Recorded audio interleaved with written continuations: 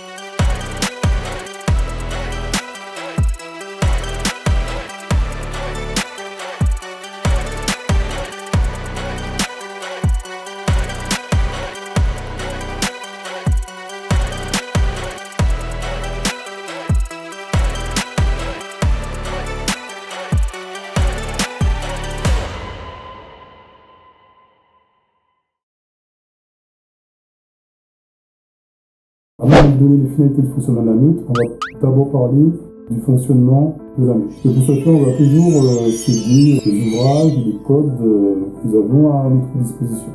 Je ne vais pas réinventer la poudre, à savoir que même si une cible politique, c'est pas forcément un criminel politique ou un délinquant politique au sens du code de procédure pénale, mais les mesures administratives ou mesures de sûreté ou de manière générale, toutes les actions que ces personnes vont entreprendre pour pouvoir neutraliser entre guillemets la cible sont détaillées dans les différents codes que nous avons à notre disposition et dans les différents ouvrages également.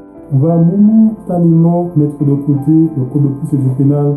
Ne vous inquiétez pas, il va bientôt revenir. C'est juste que je voulais parler de criminalité organisée à l'aide de ce bouquin bleu qui s'appelle Procédure pénale, 17e édition de Serge Charles. Donc je parle à l'instant des mesures relatives à la criminalité organisée qui sont les mêmes que celles relatives aux cibles politiques de manière générale. Je ne rentre pas trop systématiquement dans les détails, c'est juste que vous ayez un aperçu de ce que c'est.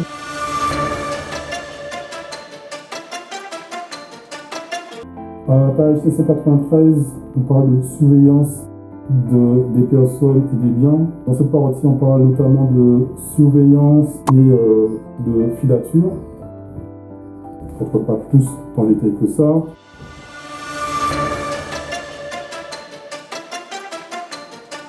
Ensuite, en B, on a les infiltrations. L'infiltration consiste à surveiller des personnes suspectées des cibles politiques en se faisant passer auprès de ces personnes comme un de leurs co-auteurs, complices ou recycleurs. En gros, si jamais tu es un panafricaniste qui emmerde l'État français, l'État français va te proposer un infiltré. C'est peut-être quelqu'un que tu connais pas, mais c'est peut-être également une de tes connaissances, franc-maçonne ou sioniste, ou c'est peut-être quelqu'un que tu connais très bien, c'est peut-être un ami, c'est peut-être un membre de ta famille. Mais dans tous les cas, ils vont faire le boulot. Sur la question de l'infiltration, j'ai un article intéressant qui s'intitule « La police et ses auxiliaires particuliers, informateurs, délateurs et agents provocateurs ». Donc là, ça parle d'infiltration au sein d'une organisation dite terroriste au Québec. Donc c'est juste une phrase qui va nous intéresser. Donc la police au Québec. Il possédait une informatrice, auteur de plus d'une dizaine de communiqués, participante à des actes terroristes et allant même, dans un cas de vol, jusqu'à recruter les jeunes activistes qui furent tous arrêtés. Donc c'est juste pour vous montrer dans la logique en fait. Et pour les infractions dites politiques, c'est à peu près le même ordre d'idée, c'est-à-dire que tu vas avoir, par exemple, des personnes qui vont poster dans des groupes WhatsApp panafricanistes qui dérangent le système néocolonial, par exemple. Ces gens-là, ça vont poster et de manière apparente, ils vont apparaître comme étant pro-panafricanistes. De manière non apparente, de manière officieuse, ils travailleront sous la houlette de l'État français.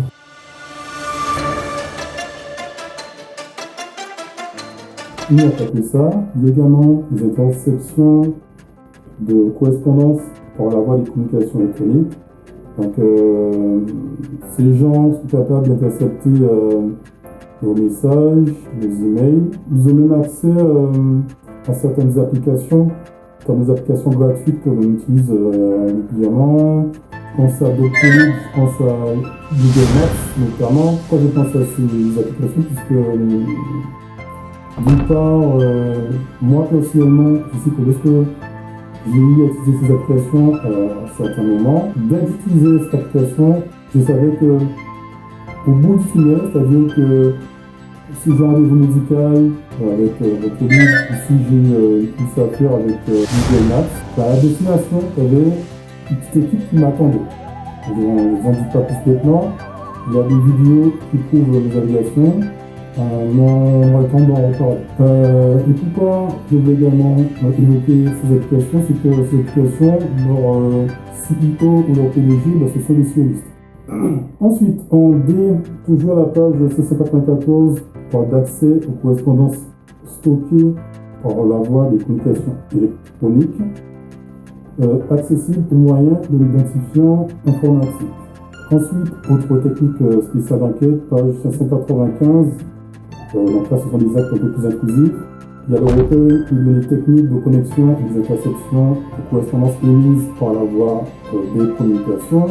Ça consiste dans le recours à la mise en place et à l'utilisation d'un appareil et un dispositif technique pour recueillir des données techniques de connexion permettant l'identification d'un équipement terminal ou du numéro d'abonnement de son utilisateur ainsi que des données relatives à la localisation d'un équipement terminal utilisé et ou intercepter les correspondances émises ou reçues par un équipement terminal.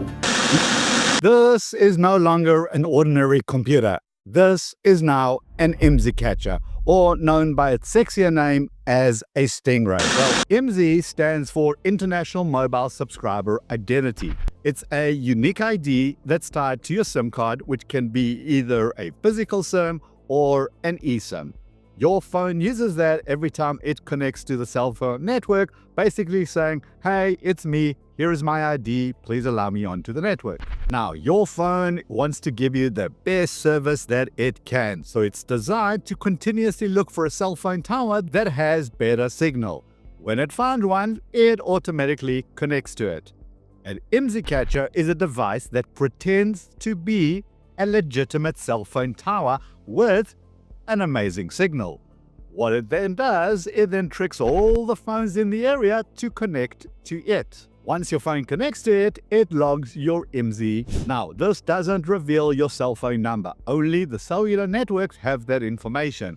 But some advanced version of an IMSI catcher can force your phone to be downgraded to an older 2G network that is far less secure than the 4G and the 5G networks. And when it downgrades to 2G, it opens up the door to reading your text messages or listening to unencrypted calls. Now, law enforcement uses this to track down violent criminals or respond to civil unrest.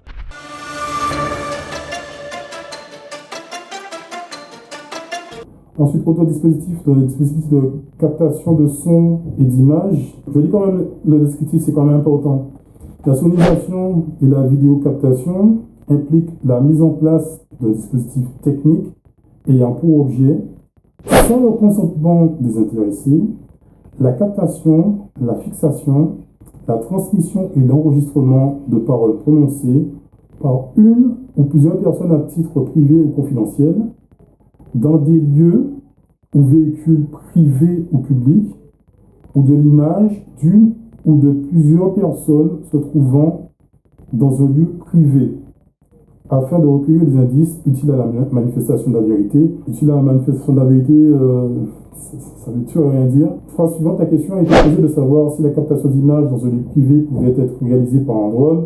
Oui. Donc la question que soulève cette mesure, c'est comment des personnes peuvent s'introduire soit dans ton véhicule, soit dans ton logement, et apposer des dispositifs de captation de son et d'image. Apparemment, des policiers peuvent le faire.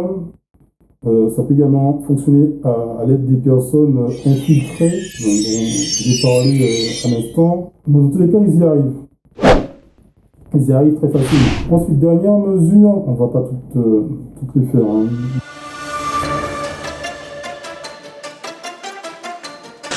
Un téléphone, c'est un espion, c'est un mouchard que vous avez dans votre poche. Il n'y a pas d'application qui vous garantisse une confidentialité à 100% de vos échanges. Donc il faut considérer, c'est ce que nous faisons au service, qu'un téléphone, ce que vous échangez dans votre téléphone, les conversations que vous avez, les messages que vous avez, peuvent être interceptés. Donc même les applications chiffrées, cryptées, Telegram, Signal... Vous savez, ces applications chiffrent les messages. Aujourd'hui, vous avez un certain nombre de logiciels, de solutions, soit commerciales, soit étatiques, qui permettent de capter ce que vous écrivez sur votre téléphone avant que ce soit chiffré. Activer la caméra ou le micro d'un téléphone à distance dans certaines affaires, ça a été voté hier soir. Un quoi ? Oui, ça fait partie du projet de loi présenté par Éric Dupond-Moretti, le ministre de la Justice, et le Sénat a donné son feu vert pour cet article très controversé. En gros, la cam ou le micro d'un téléphone ou de n'importe quel autre objet connecté pourront être activés à distance sans que la personne concernée soit au courant. C'est pour deux buts différents. 1. Connaître la géolocalisation de quelqu'un. 2. Avoir le son et l'image en direct. La police pourra bientôt vous espionner grâce à vos téléphones portables. En effet, la loi dite orientation et programmation du ministère de la Justice prévoit de nouvelles dispositions dans le code pénal qui ont été adoptées par le Sénat le 7 juin 2023. Ces nouvelles mesures prévoient que le juge de la liberté et de la détention, dans le cadre d'une instruction ou d'une enquête et à la demande d'un procureur de la République ou d'un juge d'instruction, pourra géolocaliser une personne grâce à son téléphone portable, mais aussi capter des sons et des images grâce à celui-ci. Ces nouvelles mesures sont prévues pour tous les délits et les crimes punis de plus de 5 ans d'emprisonnement, mais aussi en matière de grand banditisme et de terrorisme. Dernière mesure, captation des données informatiques, elle consiste à mettre en place un dispositif technique ayant pour objet, sans le consentement des intéressés, d'accéder en tout lieu à des données informatiques, de les enregistrer, de les conserver et de les transmettre telles qu'elles sont stockées dans un système informatique, telles qu'elles s'affichent sur un écran pour l'utilisateur d'un système de traitement automatisé des données, tel qu'il les y introduit par saisie de caractères telles qu'elles sont reçues et émises par des périphériques. En gros, tout ce que tu saisis, peu importe le périphérique que tu utilises, pourra être visualisé, stocké, et si jamais tu commets la moindre infraction, on pourra l'opposer sans problème. Donc ça, c'est vraiment une cible politique. Donc tu as toute une batterie de dispositifs. Il n'y a pas que ceci, mais c'est déjà une bonne base. Il y aura d'autres dispositifs que je vais évoquer. Je ne les évoquerai pas maintenant. Je les évoquerai dans la seconde vidéo introductive qui porte sur les 4 étapes par lesquelles je suis passé pour pouvoir être en mesure d'identifier un élément de la meute assez facilement. Et il y a certains autres gadgets que j'évoquerai dans la 6e vidéo introductive qui porte sur les parties de chasse aux francs-maçons en Guadeloupe et en Martinique.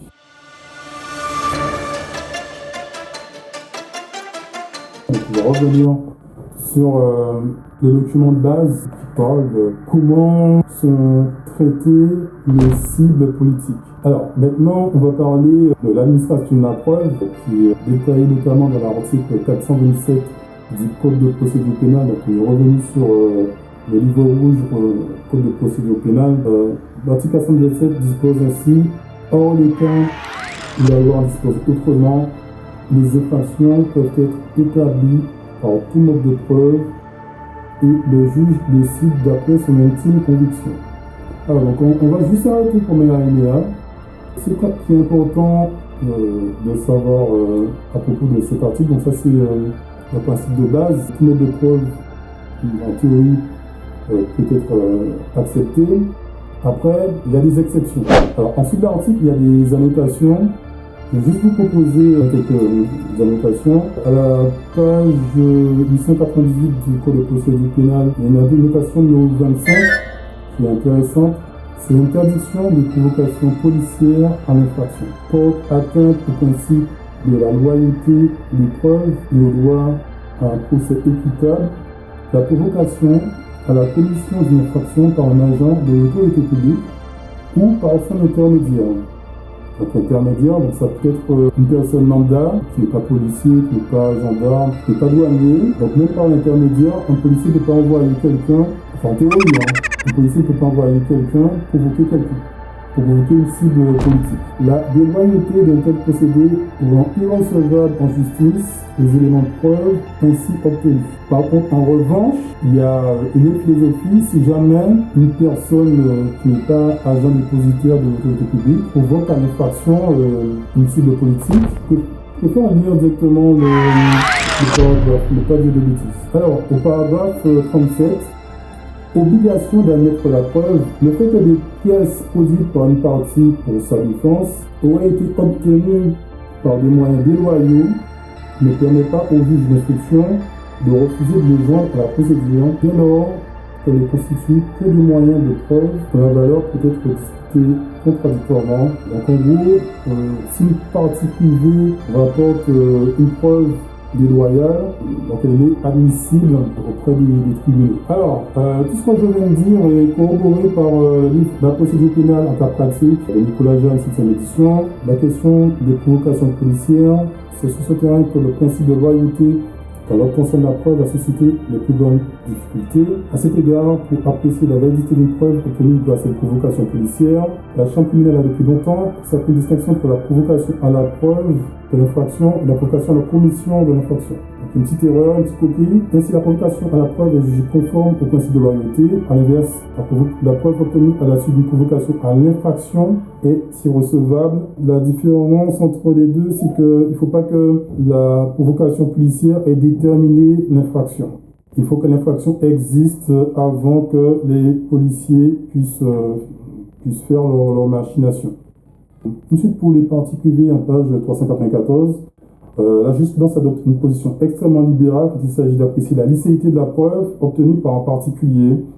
Elle a ainsi admis qu'une partie civile communique au juge d'instruction des enregistrements obtenus au prix d'une infraction pénale, et même que les juges de jugement se fondent sur des enregistrements par caméra effectués à l'insu des personnes et n'en sont que le principe de la liberté de la preuve interdit au juge répressif d'écarter un moyen de preuve au seul motif qu'il a été obtenu de façon illicite ou déloyale. Donc ça, c'est très important de retenir au moins cette partie, que les parties privées, donc là, lorsque je parle de parties privées, je parle de sionistes de formation qui ne sont pas des agents dépositaires de l'autorité publique. Donc ce sont des sionistes des formations de la vie civile normale. Lorsque je donnerai ma compréhension de leur fonctionnement, j'utiliserai cette jurisprudence qui est valide et qui est encore d'actualité. Ensuite, donc on a parlé de la preuve qui peut être illicite ou déloyale, mais qui sera admise, sous réserve qu'elle soit administrée via les actions d'une personne qui n'est pas agent dépositaire de l'autorité publique. Autre élément important, c'est la géolocalisation.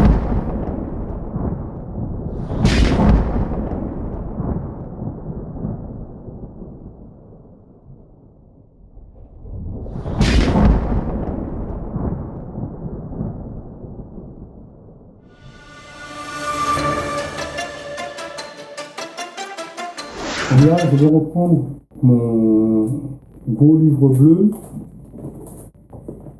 Donc, je préfère partir des livres pour qu'on ne vienne pas me dire que c'est moi qui ai inventé des choses. Je le sens venir. La meute, c'est adapté au système juridique français, ce qui est compréhensible. Et les informations que nous relatent les médias nous montrent qu'ils ont une bonne maîtrise de beaucoup de choses. Alors, en page 589-590 du gros livre bleu. Alors, c'est le paragraphe K, tout en bas, surveillance par géolocalisation, page 589. D'origine tutorielle, la géolocalisation consiste dans le fait de surveiller les déplacements d'une personne ou d'un objet, principalement d'un véhicule ou d'un téléphone, sur l'ensemble du territoire national et d'en reconstituer la carte selon le procédé dit de géolocalisation par satellite en temps réel. C'est en procédant ainsi à suivi dynamique par le biais de téléphone portable ou d'une balise GPS posée sur un véhicule ou encore dans un ordinateur portable, une valise ou des vêtements. Donc on voit qu'il y a beaucoup d'éléments qui peuvent être contaminés entre guillemets et je vous en donnerai d'autres qui peuvent être facilement contaminés au moyen d'une balise GPS qui peut être de taille très petite. Alors, en termes de géolocalisation, donc, il existe deux types de géolocalisation, la géolocalisation dynamique et la géolocalisation statique. La géolocalisation dynamique est détaillée à l'article 230-32 du Code de procédure pénale. On va reprendre. Alors, l'article 230-32 dispose ainsi: il peut être recouru à tout moyen technique destiné à la localisation en temps réel sur l'ensemble du territoire national d'une personne, à l'insu de celle-ci, d'un véhicule ou de tout autre objet, sans le consentement de son propriétaire ou de son possesseur, si cette opération est exigée par une nécessité. Donc là, il y a plusieurs cadres juridiques. Ce qui est intéressant, c'est que c'est fait à l'insu de la personne concernée et une certaine autonomie dans l'aspect dynamique de la géolocalisation.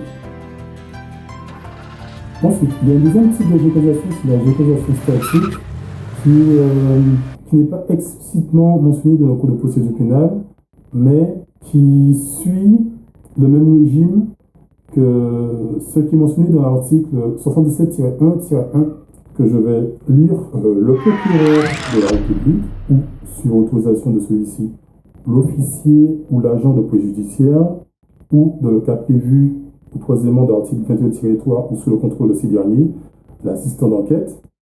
Donc l'assistant d'enquête, entre guillemets, effectivement il y a une définition de l'assistant d'enquête, mais dans le cadre de dossier politique, j'ai ma propre définition à moi d'assistant d'enquête.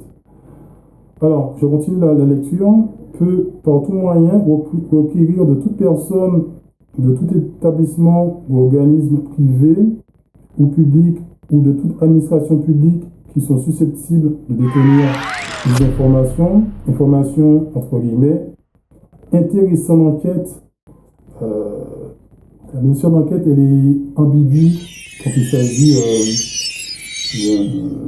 d'une cible politique, mais nous allons préciser ce qu'est une enquête lorsqu'il s'agit de cible politique. C'est pas l'enquête qu'on voit dans des séries policières. L'enquête, lorsqu'il s'agit de cible politique, c'est la mise en place de stratagèmes pour pouvoir piéger la cible politique de telle manière à ce qu'elle puisse subir par la suite des mesures de sûreté ou des mesures administratives ou qu'elle reste longtemps en prison. Tout ça de manière provoquée par la meute. Donc, il puisse recueillir de toute personne des informations intéressant l'enquête, y compris celles issues de systèmes informatiques ou de traitement de données nominatives, de lui remettre ces informations, notamment sous forme numérique. Ça, c'est très important. Donc, les informations que détienne la personne seront retransmises à un système d'information. Après, il faudrait qu'on ait des informations sur ces informations entre guillemets. Et c'est là où je fais référence aux données de géolocalisation. Donc les personnes vont, dans ce cadre-là, dans la géolocalisation statique, vont faire remonter des données de géolocalisation, entre autres. Et le cas échéant, selon des normes fixées par voie réglementaire, sans que puisse lui être opposée, sans motif légitime, l'obligation au secret professionnel. Lorsque les réquisitions concernent des personnes mentionnées aux articles 56-1 à 56-5, la remise des informations, entre guillemets, donc les données de géolocalisation en ce qui nous concerne, ne peut intervenir qu'avec leur accord.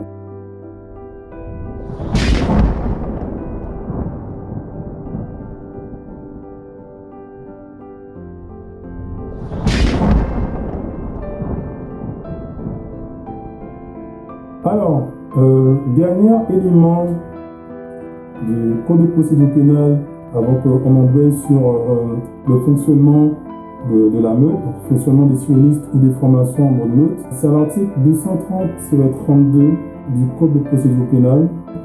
Alors, dans le paragraphe 5, qualité à agir, il est écrit « Le prévenu qui ne peut se prévaloir d'aucun droit sur le conteneur géolocalisé et qui n'a pas été lui-même géolocalisé est irrecevable à invoquer une irrégularité affectant cette mesure dès lors qu'il n'établit pas qu'à cette occasion, il aurait été porté atteinte à un autre intérêt qui lui serait propre. Donc, que veut dire ce charabia? C'est que si jamais une personne se pointe à portée de toi et émet son positionnement GPS, émet des données de géolocalisation qui lui concernent directement, mais vu que la personne s'est rapprochée de toi, ces données de géolocalisation sont égales à tes données de géolocalisation à toi, si toi tu réalises une infraction, tu ne pourras pas agir en nullité parce que le fait que la personne à côté de toi ait fait cette opération de géolocalisation. Et d'autant plus que dans le cadre du fonctionnement des sionistes ou des francs-maçons, c'est leur façon de travailler, c'est leur petit travail de base, de s'approcher de toi et de géolocaliser leur emplacement. Ils s'auto-géolocalisent, mais vu qu'ils se seraient approchés suffisamment de toi, ben leur géolocalisation est approximativement égale à ta géolocalisation. Voilà. Donc on a beaucoup d'informations sur beaucoup d'éléments juridiques et ça nous permet de bâtir dans le fonctionnement de la meute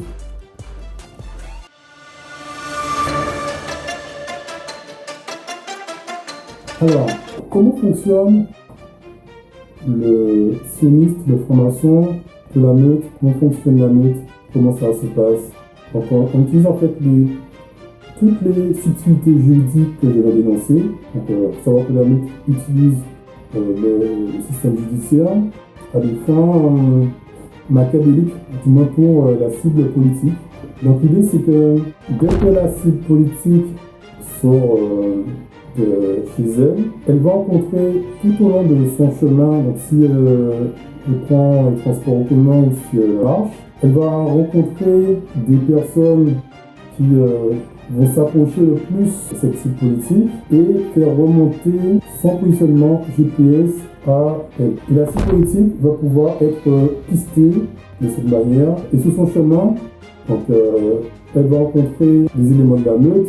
Donc ça peut être des sinistres, des informations à partir de différents services d'enseignement, à des personnes qui n'ont pas forcément de contrat avec les services d'enseignement, mais qui seront rémunérés pour être là au bon endroit au bon moment, du moins pour pouvoir pister la personne. Et toi également les appâts, donc soit les filles vénales, soit des racailles qui sont également là au bon endroit au bon moment. Sachant que aussi bien les sionistes ou les formations qui travaillent pour divers services d'enseignement peuvent prendre ce rôle d'appât. Les personnes qui ont le gros boulot, qui n'ont pas de contrat avec les services d'enseignement, qui n'ont pas de contrat avec les sionistes ou les formations à part de différents services d'enseignement, eux aussi peuvent changer de casquette, c'est-à-dire qu'ils peuvent jouer le rôle d'opérateur qui piste, mais ils peuvent également jouer le rôle d'appât. Tout ce mécanisme se fera aussi bien sur la voie publique que dans certaines sociétés, parce qu'il y a des sociétés qui sont suffisamment grandes, qui ont beaucoup de salariés à l'intérieur, dont des sionistes ou des formations. Il y a même mécanisme logistique qui se déroule en général sur la voie publique, qui peut très bien avoir lieu dans un lieu clos. C'est peut-être la société où travaille la cible politique, ça peut être dans une association, ça peut être dans les locaux d'un parti politique, ça peut être dans sa salle de sport, ça peut être dans l'aéroport, dans l'avion. Ce sera toujours exactement le même système. Et autre chose qui est importante, qui est très importante dans ce genre de mécanisme, c'est que les personnes qui font ce genre de choses peuvent être des singletons, donc peuvent être tout seuls, pouvoir soit pister et piéger la cible politique, ou soit ces personnes peuvent être accompagnées. Donc ces personnes peuvent être accompagnées, soit ça peut être un couple, ça peut être une femme avec ses enfants, ça peut être une famille entière avec les grands-parents et petits-enfants, ça peut être une femme enceinte avec son mari. Et pourquoi j'insiste dessus, c'est que dans le code pénal, les personnes groupées et que dans le groupe de personnes, il y a des personnes qui sont dites vulnérables. Ce qui va se passer, c'est que si jamais ces personnes viennent provoquer la cible et que la cible rentre dans leur jeu, ça peut être des circonstances aggravantes par derrière sur le plan pénal. Donc le fait d'agresser une personne en bonne santé par suite de provocation de cette même personne, ce ne sera pas la même peine que d'aller agresser un père de famille qui va venir te provoquer, mais qui sera accompagné de ses deux enfants. Dans tous les cas, le système va prendre parti pour le père de famille, parce que c'est le système judiciaire qui envoie le père de famille provoquer la cible politique. Et c'est le même raisonnement pour la femme enceinte, c'est le même raisonnement pour la femme qui va provoquer une poussette. Des fois, c'est même pas son bébé qui est dans la poussette, mais elle fera juste le travail de pousser le bébé qui est à l'intérieur et de provoquer, et la machination va se dérouler de cette manière. Donc, ce que je veux dire par là, c'est que le maillon de toute cette chaîne est hétérogène. Ce maillon peut commencer à la sortie du logement de la personne. Des fois même, le maillon peut commencer dès le logement si on ne sait pas bien s'entourer.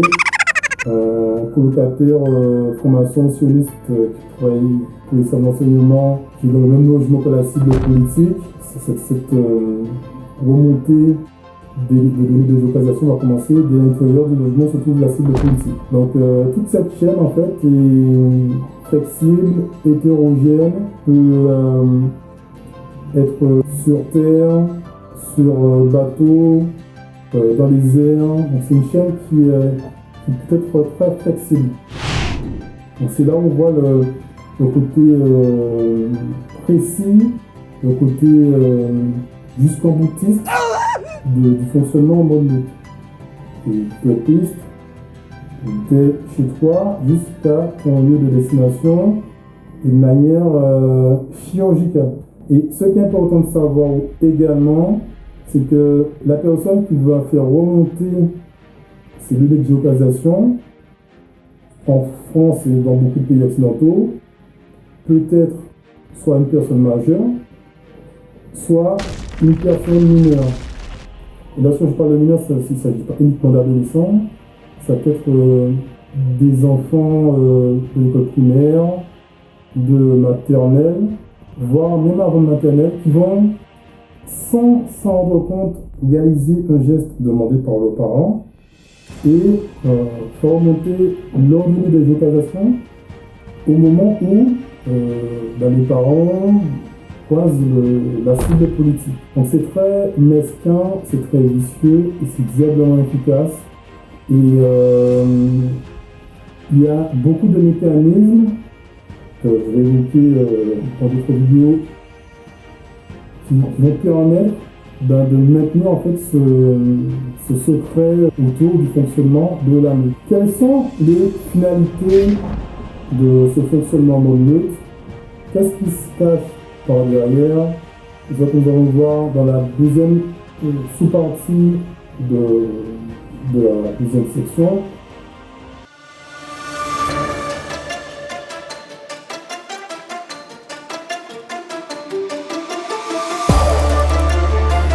Quelles sont les finalités? J'en ai repéré 8 finalités juste en analysant en fait le fonctionnement en mode meute des sionistes et des formations. De toute façon, vous allez voir beaucoup de vidéos prises sur la voie publique du fonctionnement en mode meute de sionistes ou de formations. Donc ne vous inquiétez pas, j'ai ce qu'il faut. Alors, donc j'ai repéré 8 finalités de fonctionnement en mode meute et sionistes des formations.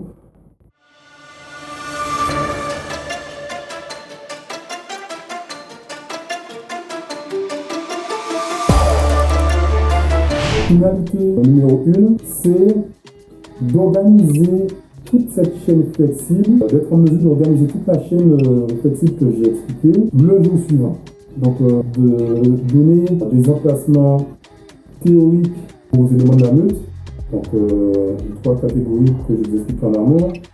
Et pour pouvoir faire ça, il faut avoir une estimation du déplacement de la personne concernée. Et ça, au vu de tous les éléments que j'ai donnés, tous les dispositifs qui sont déployés dans le cadre de la criminalité organisée, entre guillemets, mais qui sont également déployés pour des cibles politiques, vous voyez que normalement, tous ces éléments, il est possible pour la meute d'anticiper suffisamment pour savoir où se rend la cible politique le lendemain. Donc soit la cible politique travaille et ses habitudes ont déjà été repris en avance, la cible après travail va en salle de sport, va rentrer chez elle. Donc tout ça, ça a déjà été planifié et bien en amont, les gens en question seront disséminés tout le long, les éléments de la meute comme précis seront disséminés tout le long du trajet de la cible en question. Et les appâts, ça peut être un appât, ça peut être plusieurs appâts, seront positionnés à des endroits stratégiques. Donc, je parlais de fil vénal, forme vénale, c'est peut-être des racailles, c'est peut-être beaucoup de choses aussi. Ça peut être beaucoup de types différents d'appâts. Tout dépend en fait de la personnalité de la personne, de la cible politique. Et la cible politique a été analysée bien en amont. Jamais la cible politique a des penchants homosexuels ou hétérosexuels. Il va adapter les appâts en fonction. Donc les appâts sont choisis en fonction des informations qui ont été récoltées par la meute, bien en amont.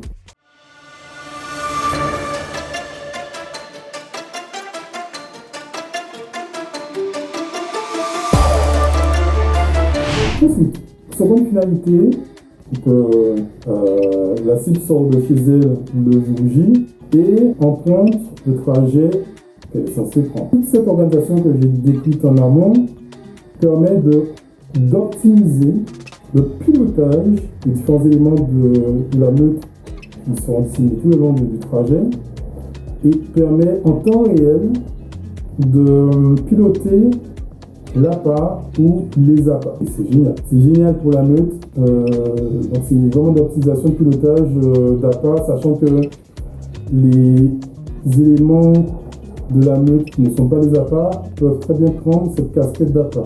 Donc je parlais des sionistes ou des formations appartenant à divers services d'enseignement et des gens qui ont le boulot, qui n'ont pas de contrat avec les services d'enseignement, mais qui vont être mandatés par les sionistes et les formations appartenant à différents services d'enseignement.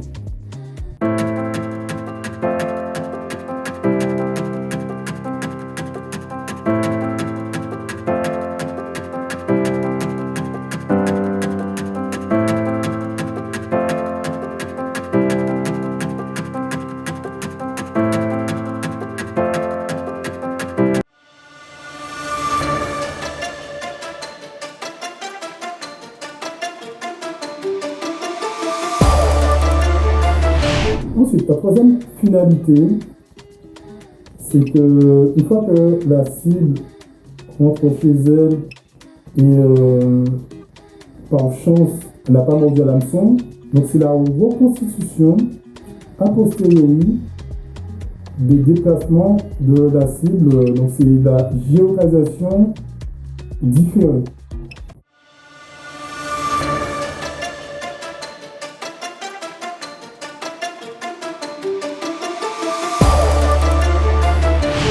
Et en finalité numéro 4, qui va de pair avec la finalité numéro 3 que je viens d'évoquer, c'est d'obtenir des feedbacks de la part des éléments de la meute qui ont pisté la cible politique. Le feedback va permettre l'amélioration continue de toute cette chaîne flexible qui est renouvelée quotidiennement jusqu'au traitement de la cible politique, donc jusqu'à ce que la cible politique ait été neutralisée, la cible politique fasse l'objet de mesures de sûreté, de mesures de rétention, de mesures administratives ou que la cible fasse l'objet d'une détention.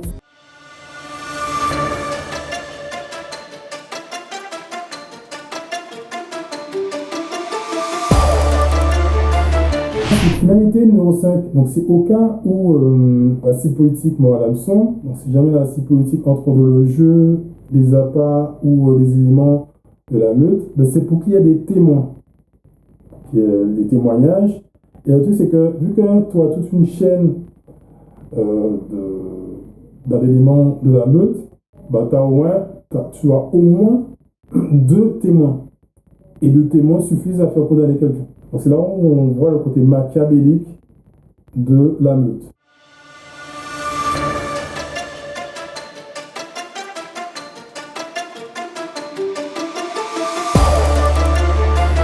Alors, la finalité numéro 6, c'est au cas où la cible mord à l'hameçon. Les enquêtes seront facilitées, on rentre dans un cadre d'enquête de flagrance. Donc là, pour ceux qui ne connaissent pas ce qui est la flagrance, on va reprendre le code de procédure pénale. C'est quand même une bible qui est bien faite. Alors, à l'article 53 du code de procédure pénale, définit ce qu'est la flagrance. Est qualifié crime ou délit flagrant, le crime ou le délit qui se commet actuellement ou qui vient de se commettre.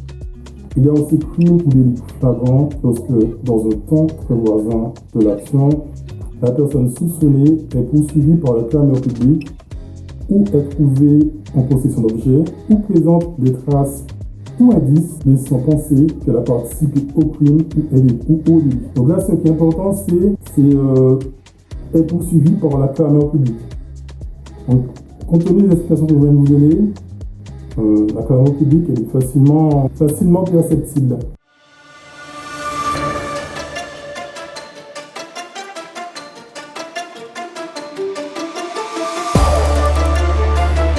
Ensuite, la finalité numéro 7, c'est au cas où la cible politique mord à l'hameçon, le jugement ou la mesure administrative ou la mesure de sûreté sera facilité dans la mesure où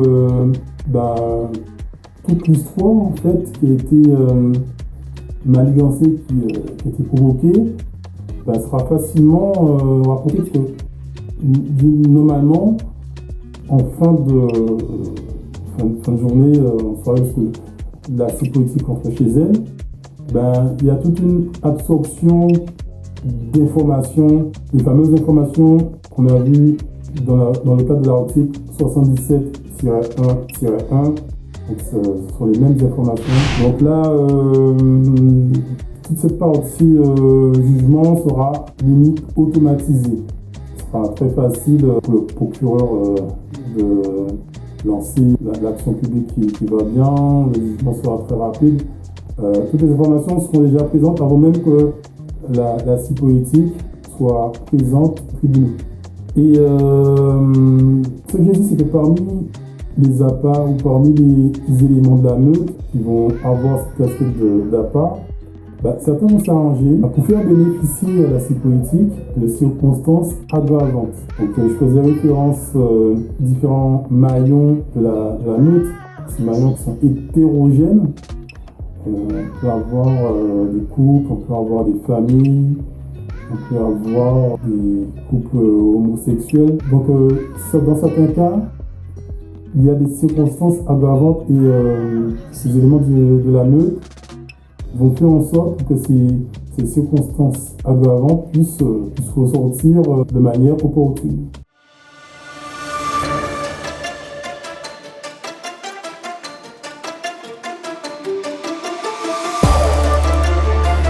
Ensuite, la finalité numéro 8 de ce fonctionnement en mode meute, c'est l'amélioration globale du fonctionnement de la meute en fonction des informations dont elles vont bénéficier. L'organisation mafieuse qu'elle représente va s'améliorer au fur et à mesure.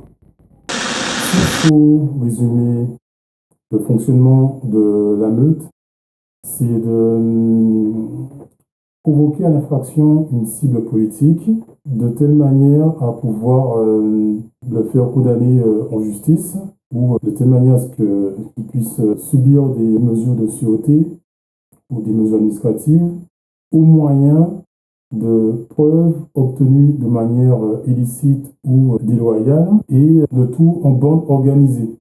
C'est vraiment la définition de bande organisée que l'on retrouve dans le code pénal. Sauf que dans ce cas de figure, c'est autorisé par l'État. Merci de m'avoir écouté. Là, on va clore cette première partie introductive avec cette définition assez succincte du fonctionnement de la meute. Là, on va envoyer sur la seconde partie introductive qui porte sur les 4 étapes par lesquelles je suis passé pour pouvoir être en mesure d'identifier le fonctionnement en mode meute des sionistes ou des francs-maçons. Et à tout de suite. C'est un DGSI ou un DGSE? Vous ne m'approchez pas, monsieur. C'est un DGSI, DGSE.